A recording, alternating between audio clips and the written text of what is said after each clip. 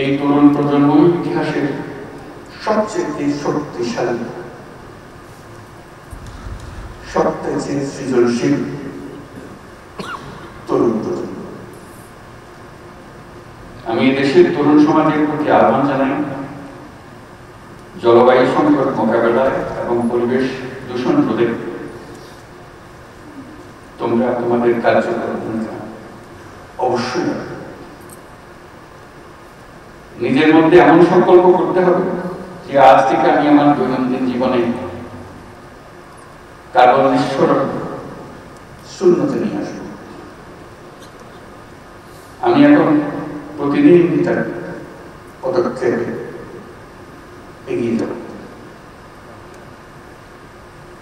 দেশের সকল নাগরিকের প্রতি আমি আহ্বান জানাই, আমাদের অবশ্যই আত্মবিধ্বংসী চিন্তা ভাবনা থেকে মুক্ত হতে হবে। অর্থনৈতিক লাভের জন্য পরিবেশের ক্ষতি করে যাব, এটা আমি কিছুতেই নিজেকে মানতে দেব না।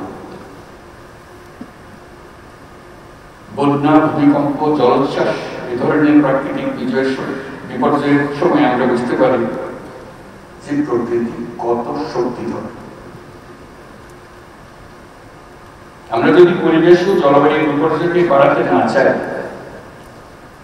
অবশ্যই আমাদের পরিবেশ বান্ধব উন্নয়নে নজর দিতে হবে। নদী ধ্বংস করে, বন জঙ্গল উজাড় করে, জীববৈচিত্র্য ধ্বংস করে যা হয় সেটা অনুযায়ী কিছু অবশ্যই উন্নয়ন নয়। উন্নয়ন সম্বন্ধে আমাদের ধারণা সম্পূর্ণ পাল্টে দিতে হবে।